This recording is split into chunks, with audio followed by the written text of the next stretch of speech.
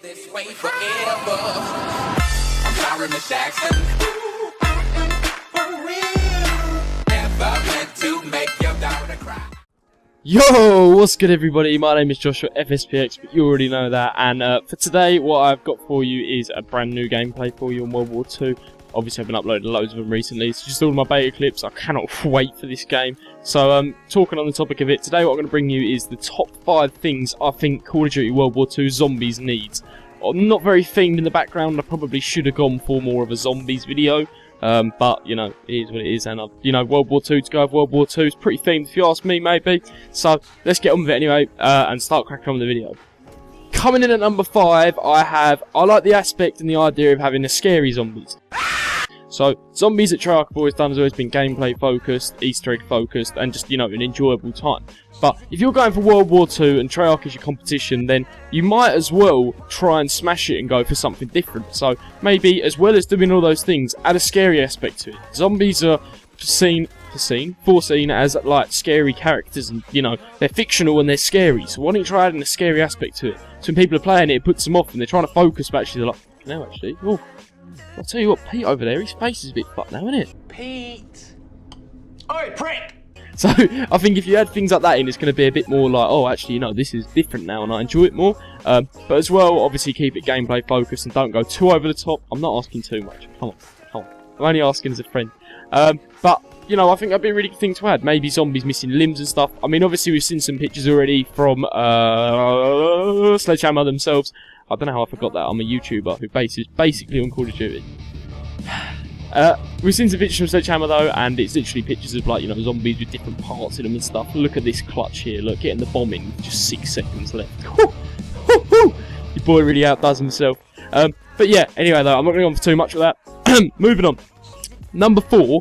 What I'd love to see at number 4 is I really like the idea of, obviously, maps are really, really important, and you really want them to be a big part of the zombies. It really does, you know, does a lot towards the game, and it's, you know, a map can make or break a zombies map, if that makes sense. And I think the things that make them, you know, cool as well, one of the things I like is zip wires. Obviously in World War 2 you're not going to have that, well you might, but and just shortcuts, traps, spots. So like, for instance, with the Reese you've got your catwalk, for instance, which a lot of people will sit in.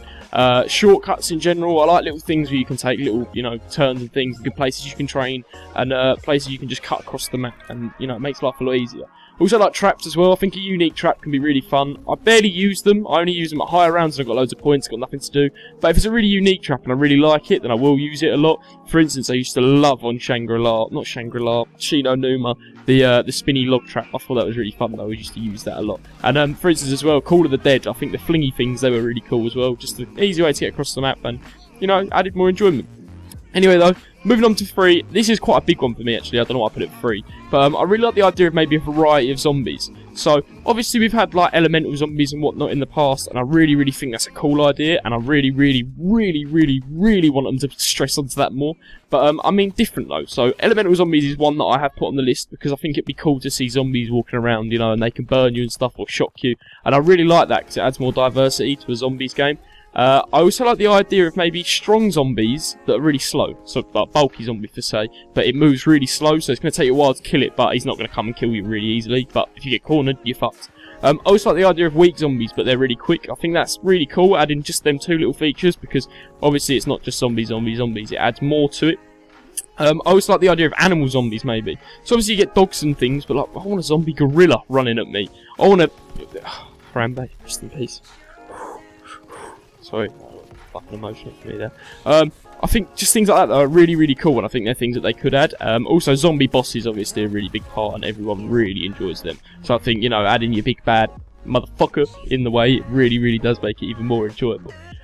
Moving on to number 2, loads of good guns, because good guns really can make a zombies map. For instance, I used to love using the blunderbuss. I think with guns as well, when you upgrade them, I like the idea of having abilities, so when you shoot zombies, you can get more ammo and things. I know gobble guns have that, but this isn't their year, is it? But the idea of using your gun and then pack-punching it once more and giving you something new is really, really cool, and I think that's something they definitely need to keep doing. I like the idea also of dope camos. I think camos, when you pack a punch, could really, really make me happy or not. I can't remember what it was. I think it's the Element 115 camo, the green one. That was incredible. I love that camo. I'd go out my way to pack a punch just for that every game. And exclusive guns. So obviously on each map, you know, you do said challenge or you build something and you get a gun that's exclusive to that map. Because it makes it feel more personal. Anyway though, moving on to number 1. Lastly, Easter eggs. It has to be, doesn't it? Easter eggs are really can make or break a zombies map. I've said that so much in this video. But I think Easter eggs, you know, with good storylines throughout the zombies lifetime of that game, they're really important. Challenging Easter eggs. So Dries and Drac, I had friends and we were coming home for like a week straight and we were just jumping on and giving Dries and Drac Easter egg.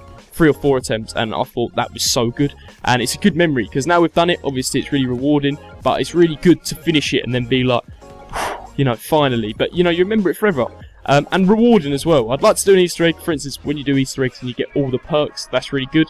But I mean, if you get all the guns or something, not all the guns, an exclusive gun, sorry, I think that'd be pretty cool as well. That pretty much wraps up today's video though. If you have enjoyed it, as ever, smash the like button down below for me. Comment what you'd like to see in Zombies, because it's very popular and it's probably going to be the most popular part of World War 2, as much as I hate to say it. Subscribe if you're new as ever, and share this video with a friend as well. Share it somewhere, maybe show them it, maybe they'll like my content. That's pretty much everything for today though. I have been your boy Joshua FSPX as ever, and I will have a new upload for you coming shortly. Till next time, see ya!